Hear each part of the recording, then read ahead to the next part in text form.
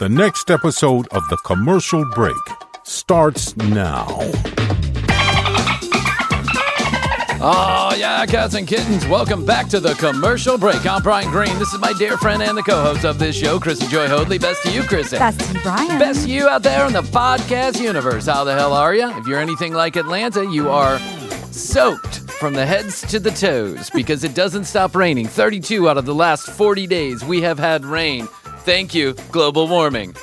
Yes, sometimes downpours like twice in one day. Yes. I will think. It's downpours and it's sunny.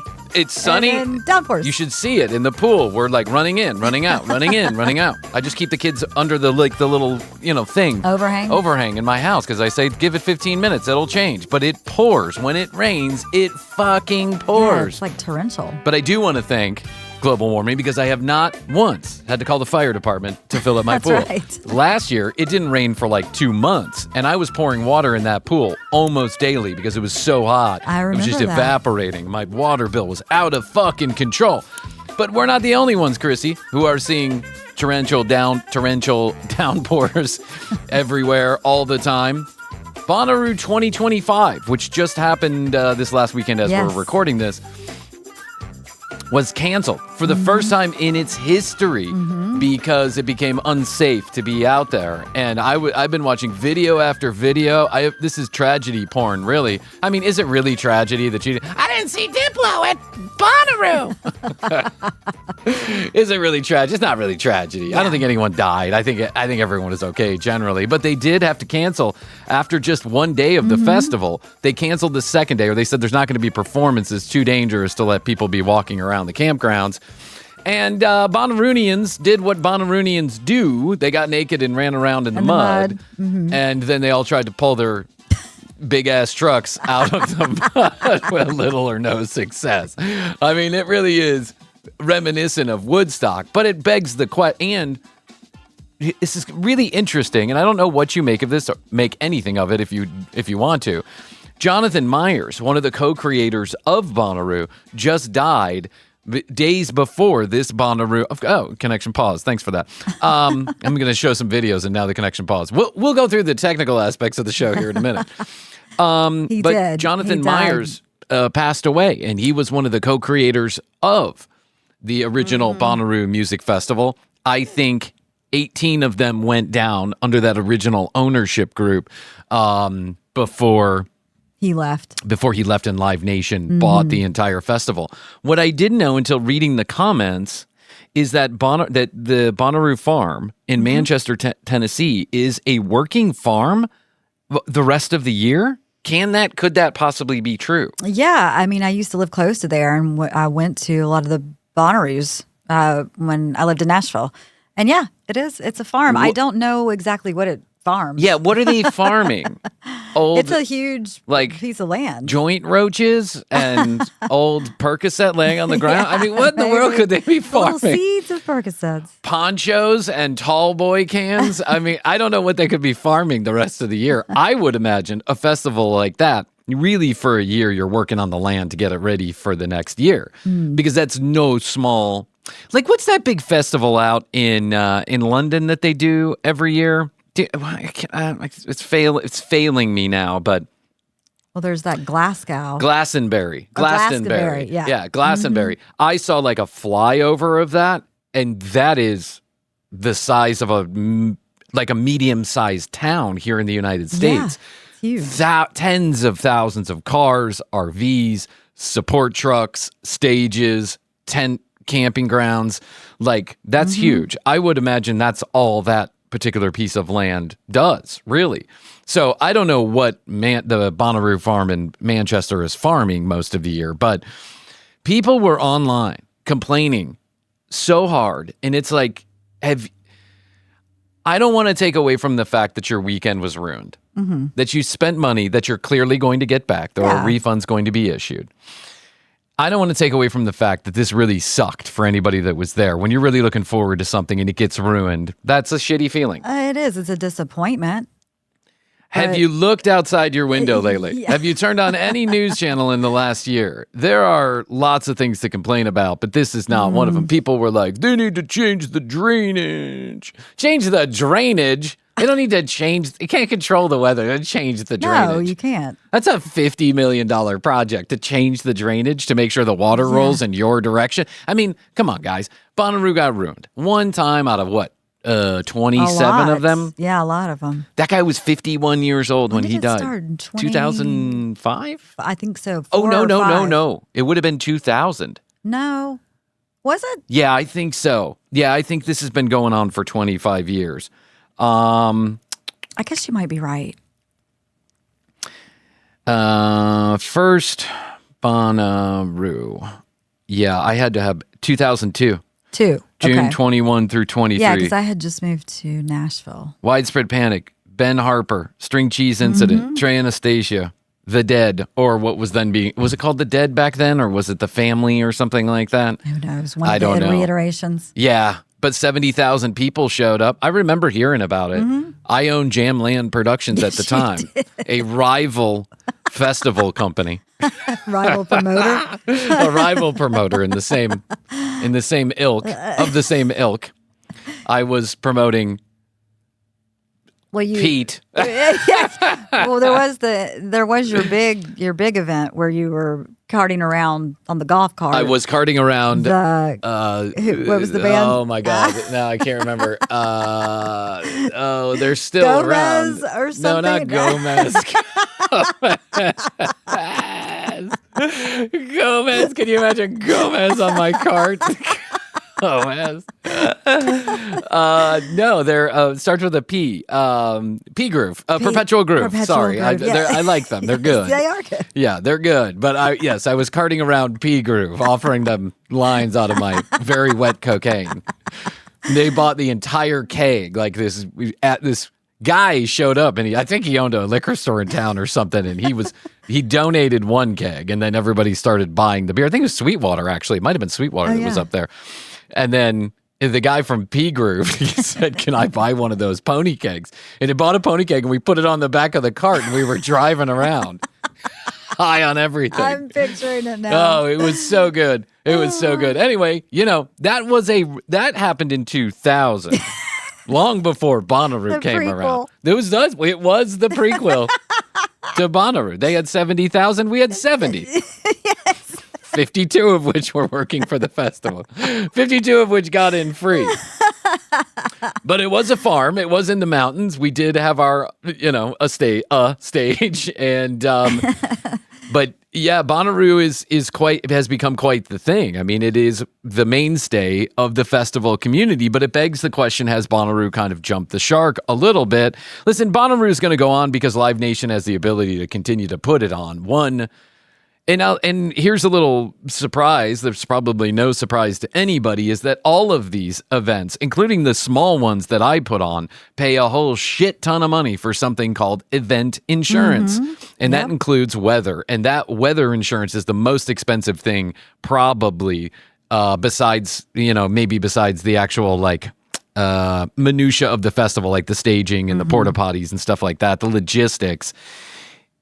Weather insurance is the most expensive thing that a festival creator or a festival producer will pay for, because if you get washed out like that, you are out tens of millions or hundreds of millions of dollars in the case of Bonaroo, and that's your one shot that year. So don't feel bad for Live Nation. They are getting every dime of what they could potentially make back. As a matter of fact, here's a fun little story.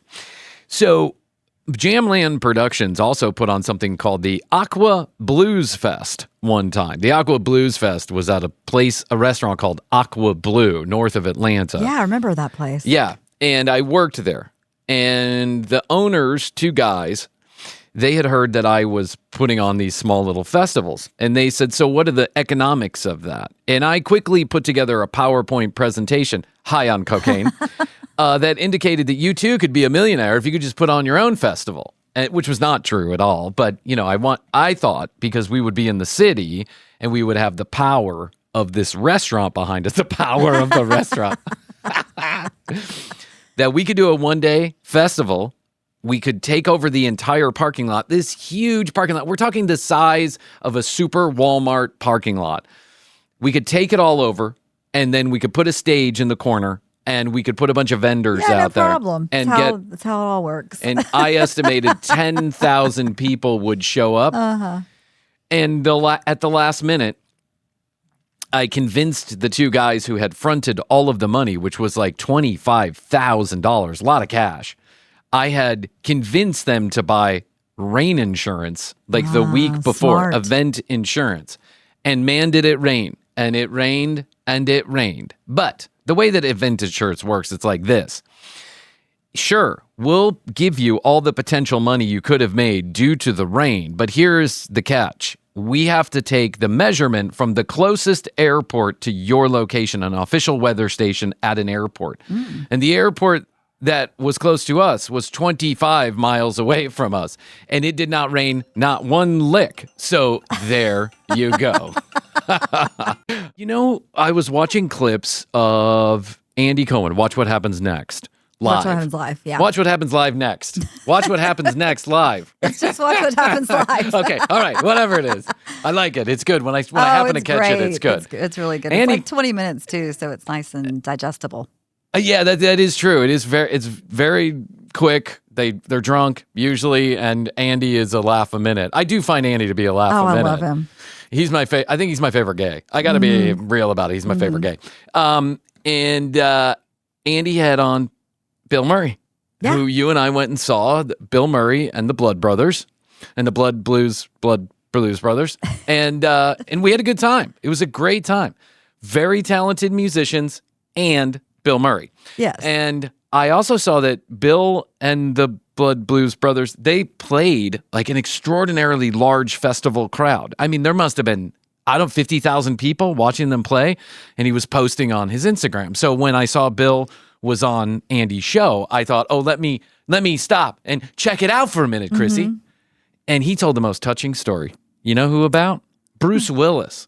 Oh. He said that Bruce Willis was a page at NBC when Saturday Night Live first started. Wow. He was an NBC page, which is like a legendary job that a lot of people who went on to become very famous in the comedy world and in acting started off as NBC pages. It's a coveted job. There's a whole fucking television show about it. It's called 30 Rock. I love that right? show, too. And that guy who plays that page, whatever his name is, he's a laugh a minute too. He is. He reminds me of Marty Fusia. He does. Isn't he Marty Fusia? Hey, you want to go to the Clemson game with me? And he's from the South. He is from the South. I like potato salad. Do you like potato salad, Brian? I sure do, Marty Fusia. My name's Marty Fusia. He's my favorite. So he's a page at NBC when Saturday Night Live is seeing its heyday. Season 1, 2, 3. Whenever Bill came season 2, did he? Season 2 or season 3? I don't know. Anyway. Around there. So he explains that Bruce's job at the time, it was his only job, was to be up at 30 Rock refilling M&Ms and pretzels. That was it. He just had to go in from dressing room to dressing room and make sure the accoutrement, the coup-de-té tray of junk food was filled to the brim so that the stars could nosh in between funnies. I don't know what I'm doing today. I could nosh. They can nosh in between funnies. This seems like a good gig. Seems like a great gig. I love it. And it's like a fast track to stardom because you get to meet all these other famous people and you can hobnob. And, there's something, if you put NBC page on your resume, supposedly, it's kind of a door opener. So Bill says that years later, when Bruce was becoming famous, when he was on Moonlighting, or I'm assuming Moonlighting is really when Bruce kind of hit his stride. When he was on, by the way, for those of you that just were born, for those of you who were just at Bonaroo, Moonlighting is a television show about two private investigators, two private detectives at the Moonlighting Agency, and they loved each other. They hated each other. It was like a romance, drama, comedy kind of thing. It was really a breakthrough television show. Actually, they did a lot of weird stuff on that show. Like They did a musical episode. They did? Yes, they did. I loved that show. I thought it was brilliant. I loved that it was weird and wacky and wild. And anyway, and I love Bruce Willis. And then forget about it. Die Hard came along. Oh, and yeah. Everybody was in love with Bruce Willis because yippee-ki-yay, motherfucker. That's it, right? That line right there skyrocketed him into mega stardom. He was the action star of all action stars. The Christmas movie that we all think of. The Christmas movie that we all... Yes, the Christmas movie that we all think of. The Christmas movie that some of us think of, anyway. It is a Christmas movie. It happens during Christmas. It does happen during Christmas. That's right. So he says years later, he catches up with Bruce. And Bruce explains to the then superstar Bill Murray, because Saturday Night Live really made him a superstar, and that was back in the 70s. He says, you know what? You and Gilda Radner were the only two on that set who ever acknowledged me, who were nice to me. Aww. And Bill starts to like get choked up and cry on Andy's show and says, from that moment on, I thought to myself, I like this guy. This guy's all right. Like, you know, he recognized that I recognized him. And I'm just putting words in his mouth, by the way, but I assume he Paraphrasing. paraphrasing, that this guy recognized that I recognized him. And all these years later, took the time to say thank you regarding that. And he said that Bruce is just one of the greatest guys. And it made me, I kind of forget this from time to time, that Bruce Willis, while a man of my time, like a man who I grew up watching and loving, especially in those Die Hard movies, Moonlighting and all the other things that he's done, Bruce is terribly sick. I mean, he's terribly sick with a rare form of like dementia, Alzheimer's, that causes him to be mute. Essentially, he cannot communicate. And they started to notice this on sets. All of a sudden, he was asking for his lines to be read to him so he could repeat them back. And some people were starting to go, "Why? Like, you know, you've been doing this for years. Isn't that your job?" And then it all went downhill from there. What a burden that he must carry and that the family must carry. Oh, yeah.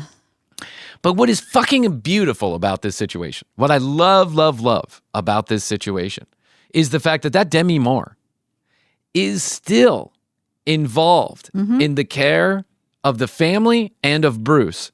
And that the new wife, and I'm sorry I failed to remember her name, is all about it. Everybody is tag teaming. It's been that way for years. They've been posting their Christmas photos with matching pajamas, even before he was sick. Yeah. So, yeah, it's great that they've all kind of stayed together. So it underscores how cool Bruce Willis must be and how cool the people he puts around him must be and his family members must be. And if you remember when Demi and Ashton Kutcher were starting to date, Kutcher the Butcher were starting to date. Yeah. Bruce was all about it. He's like, congratulations. Good for you guys. Hope that love blossoms. Hope you guys do okay. You're welcome at my house anytime. There was no drama. There was no no one was getting upset. No one was feeling, I mean, at least not publicly they weren't. I'm sure there was some feelings behind the scenes, but no one was. What a fucking cool dude. What a fucking cool family. What a fucking cool woman. Or two women, right? And the children. See, you can be a superstar, Krissy, and still be nice. Yes, you can. It is possible.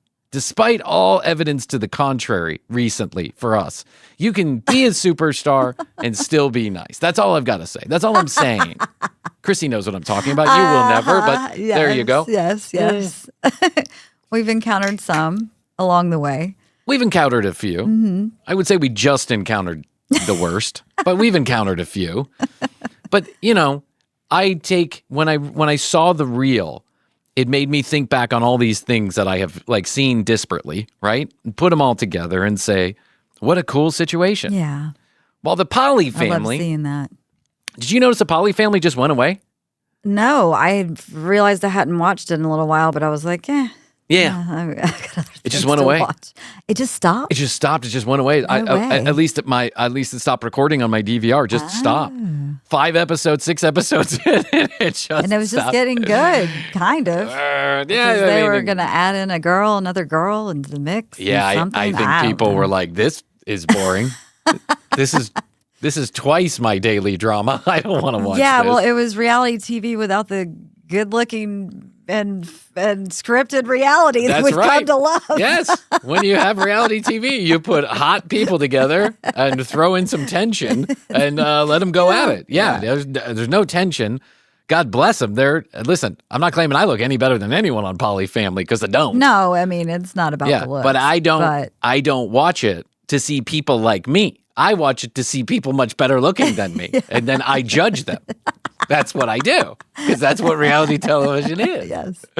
That's the way it goes. Don't say you don't. Because one of my favorite new Instagram accounts is this girl, and I can't remember her name. I will remember it. I'll put it in the show notes of this episode, is an Instagram account where a lady looks for other Instagram accounts. Let's take an example. Paris Hilton posts a picture, and then she goes down into the comments and watches while every shithead in America with one tooth still living with their mother, 375 pounds, not a string of muscle on them, decides to comment on the looks of Paris Hilton. Right. And she posts the comment, and then she posts pictures she finds of them. And it is the funniest fucking thing I have ever seen in my life. Good. And I'm mad I didn't think of it first. Because I thought, wow. Because the comment alone is shitty enough on whoever, Paris Hilton, small tits, never was anybody, whatever. And then posts a picture of some dude basically drooling on himself with, boogers hanging out of his nose. It never had a girlfriend in his life. And it is the funniest fucking shit because it underscores the hypocrisy of what is going on. But I will admit, I'm in full hypocritical mood and mode when I watch those reality shows. Yes. I'm like, when I see that 90 Day Fiance, I'm like, he would never date her in real life. If it wasn't for 90 Day Fiance's cameras, that would never be going on. But who am I to judge? Look at my wife. You think I didn't marry 12 levels up? I married 12 levels up. You did, but you're a good-looking couple. Well, thank you. Yes, we're a good-looking couple because it's like Astrid raises the law of averages. If there's power of small numbers, if there's just two of us and one of us is a 10 and the other one's a 2, we're going to be at a 7. You know what I'm saying? Did I do the math right there? I don't think I did the math right there. Anyway, I just wanted to share that story about Bruce Willis and Bill Murray on Andy because I never knew they were friends. How would I know? I'm not friends with either of them, but I thought it was a beautiful story. And Bill really got very choked up about it when he was thinking about Bruce. And yeah, I like watching him in interviews and listening to him. I actually, just a little while back, listened to a whole hour-long interview with him on, I think it was on my New York Times audio. He's been making the rounds. Stuff. Yeah. He's been making the rounds. He's a funny guy. He's emotional too. He's real. He's real. Here's where I put my finger on Bill. I think comedians let me back up for a second. I think comedians, they have the ability to point out insecurities, funny situations, absurd things, hypocrisy, and kind of put a mirror to the rest of the world. Mm-hmm. But I think they fiercely protect or have the inability sometimes to see those things in themselves. So I think some of the most famous comics in the world have really been messed up people, right? Yeah. Chevy Chase. I can go on and on. I don't need to go on and on, but I can go on and on. And if they make it to old age, which some of them don't, i.e. Chris Farley, they make it to the old age.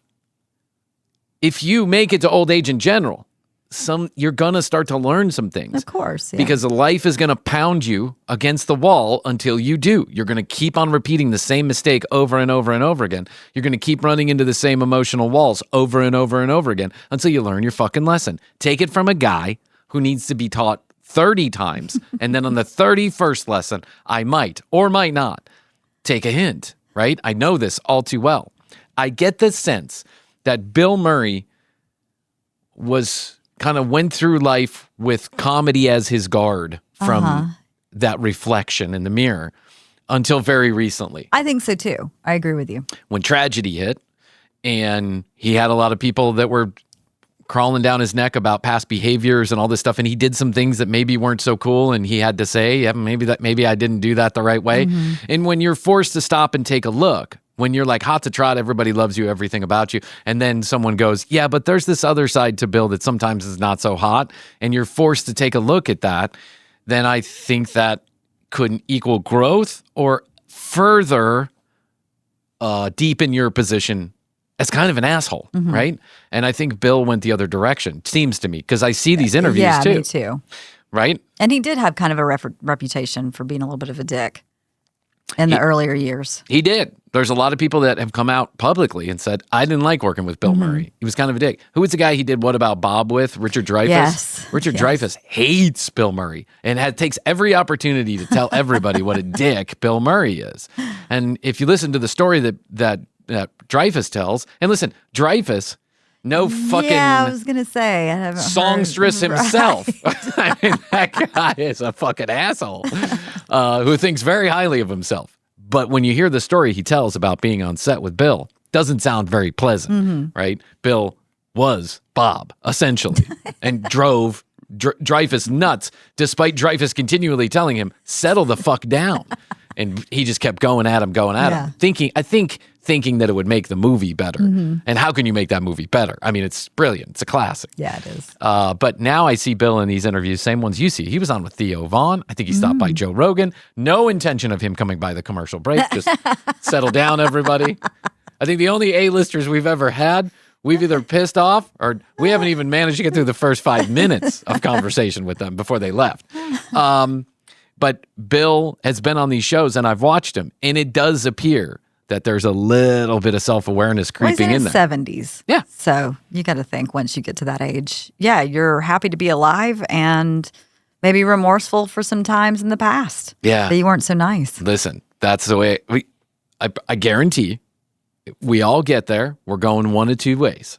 We're going Village's Fox News, or we're going soften up in the belly a little bit because we're realizing how lucky we were to take this spin around Earth and how we probably could have done a few things differently. So that's all I got to say. That's my little soapbox for the day, Krissy. I like it. Thank you. Miracles in real life, yes or no?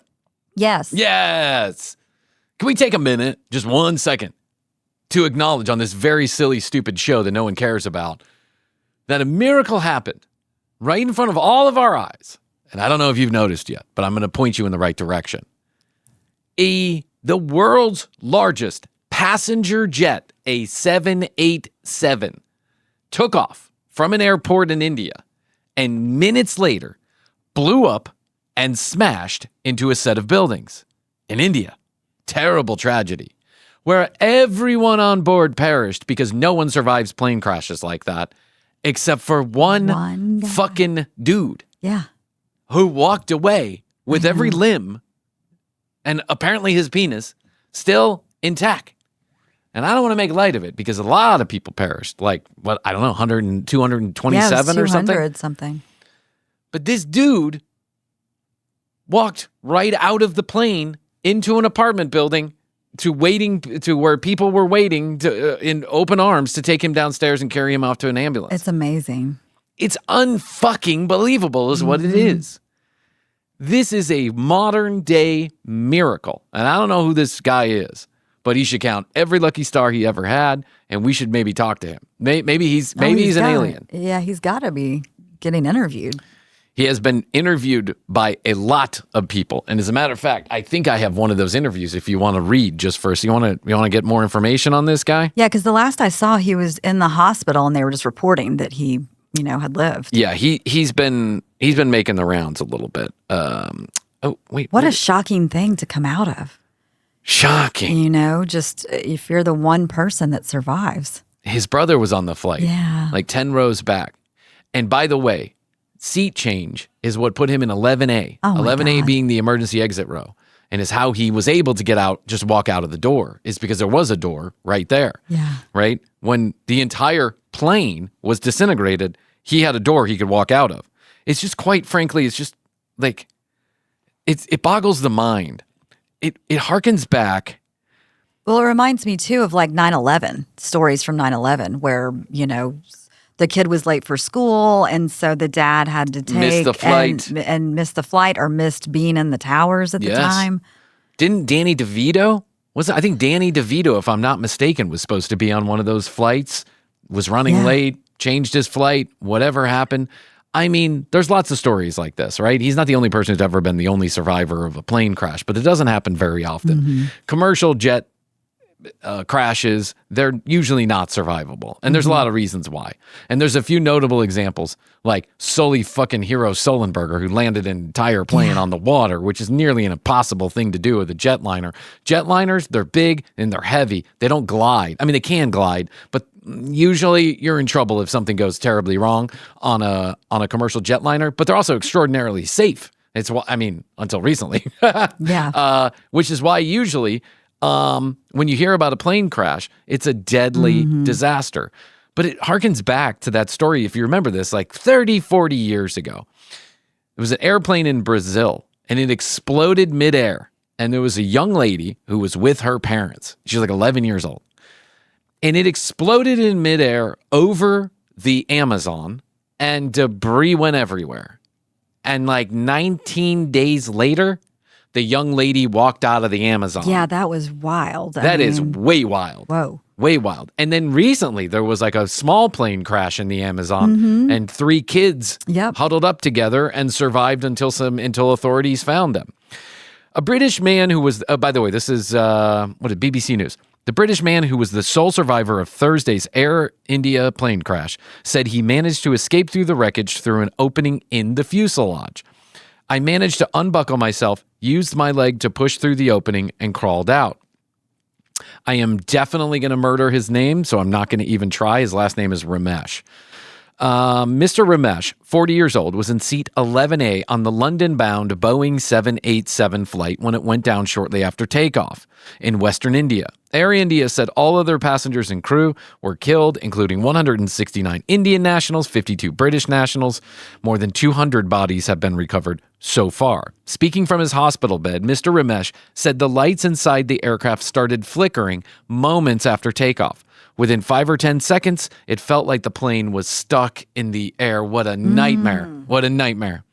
The lights started flickering green and white. Suddenly, it slammed into a building and it exploded. The Boeing 787-8 Dreamliner crashed into a building used as an accommodation for doctors. Wow, at the medical college and civilian hospital. But Mr. Ramesh, a businessman from Leicester, I guess that's in England, who has a wife and a 4-year-old son, said the section he was sitting in landed near the ground and did not make contact with the building. Wow. No one could have gotten out from the opposite side, which was toward the wall, because it crashed. The cause of the crash is not yet known. Video shared on social media shows Mr. Ramesh walking toward an ambulance with smoke billowing behind him. For a moment, I felt like I was going to die too, but when I opened my eyes and looked around, I realized I was alive. I still can't believe I survived. While Mr. Ramesh did have some non-emergency injuries, he was disoriented with multiple small injuries all over his body. He appears to be out of danger. Wow. Yeah. I know it's hard to comprehend. It is really hard to comprehend. Really, really hard to comprehend how you are in the middle of that carnage and then you just walk out. It's a miracle. There's no other way. I would start thinking I was an alien. I would start second guessing my actual humanity after that. I'd be like, you remember Bruce Willis in that, what was it called? What was the movie where he was a hero? Where he survived the train. With aliens? No, he survived the train crash and then he realized he was a... Oh, well, there's the one with the boy?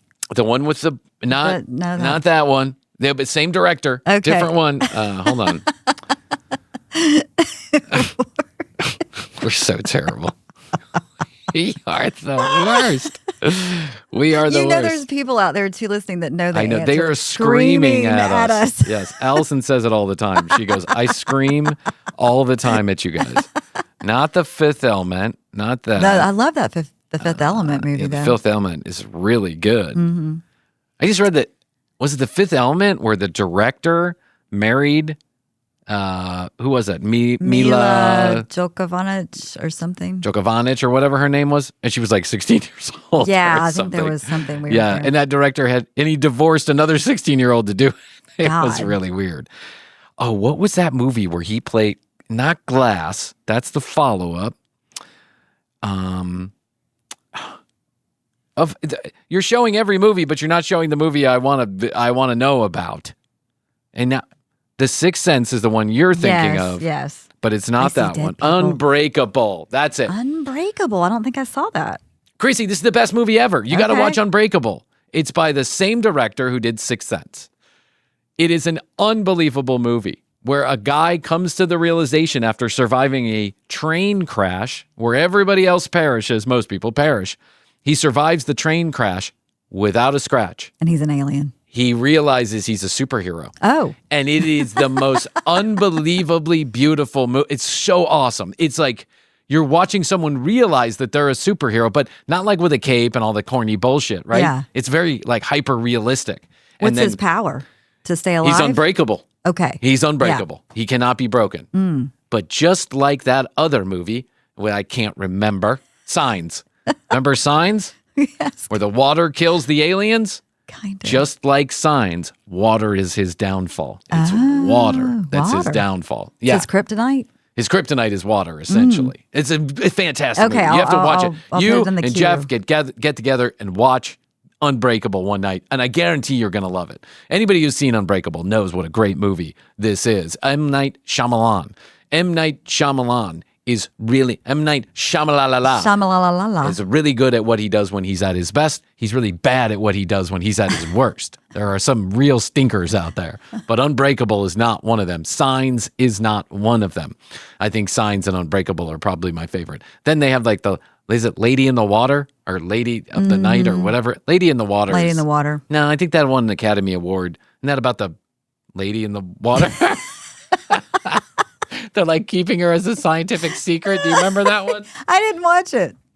That one was good too. I like that one. Okay. That's M. Night. That's not M. Night. Oh. Lady in the Water is not M. Night. We're going all over the place. We're not. Where does an alien fit in? Signs. Okay. Signs is the alien movie from M. Night Shyamalan. And that has got Joaquin Phoenix, Mel Gibson, and a fantastic acting all around. And you've never seen Signs? Well, it seems familiar, but The aliens come. Joaquin Phoenix, Mel Gibson. Mom just died of a terrible, tragic car accident. And there's a little girl in the movie too. The aliens come. They're like farmers in the middle of nowhere.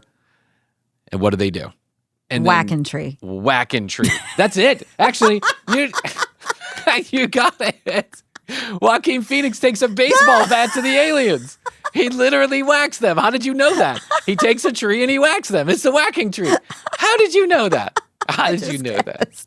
Yeah. When I think of aliens, I think of whacking tree now. Until they figure out that like water is their downfall. And I think they use like squirt guns or something. I mean, it's kind of corny, but Signs is a great movie because the visuals that M. Night Shyamalan puts in there, they're like the He's known for that. yeah, the intensity in which he can ratchet up your emotions and then scare the holy fuck out of you and then, make you cry and then all this other stuff. It's crazy. And Mel Gibson, think what you will of the guy. He gives a tour de force performance in there. And if you don't cry when Mel Gibson is crying about his wife and trying to protect his remaining children from, the aliens that are right outside the door, then you don't have a heart, man. You don't have a heart. Anyway, in summation, love Bruce Willis. Die Hard's not a Christmas movie. Moonlighting was a good show. Poly Family's no longer. Signs, Unbreakable, Aliens. The Sixth Sense, Aliens, The Whacking Tree, Squirt Guns. Watch it. Did you get Planes. that all? In that order. Planes, survive them. Planes, survive them if you can. We're going to hell. We're all going to hell. And when you're an A-lister, don't be a dick. How's that? Don't be a dick. Or then you're going to be a D-lister. Well, Well, I would venture to say that. that happened. Yeah. Someday, Krissy, someday we'll write a book. Yes. Yes. When we don't desperately need A-listers to show up on the show, we'll write a book. Maybe I should write that in the notebook. Maybe that's what I need to I don't even think we need to notebook. write it in the notebook. I think we know. We're going to remember that one forever. Yeah. Yeah. Don't be a dick, dude. Oh. Anyway, pardon the interruption in the middle of the show, but, we got back to it eventually. All right, I don't know what else to say. I don't know what you want me to say I don't anymore. either. All right, well, here, I'll start here. Give us a call, 212-433-3TCB, 212-433-3822. Questions, comments, concerns, content ideas. You want to be a guest if we decide and we're permitted to do live recordings, we would love to have you. So if you're in the Atlanta area, let us know. Name, email address, and phone number to the text message hotline. Let us know you want to be on the list. And we already have some people on the list, which is surprising. Really? I didn't think anybody would let us know, but some people did let us know. Okay, that's good. All right. Okay. Also, tcbpodcast.com. You can go there. You can get your free TCB sticker. All you have to do is drop us your physical address into the Contact Us form, and we will send you one. All the comings and goings about Krissy and I, all the audio, all the video, it pops up there automatically. So when they drop down everywhere else, they drop right into our website. So you really want to stay up to date and you love just browsing, that's your thing, browse on over to our website.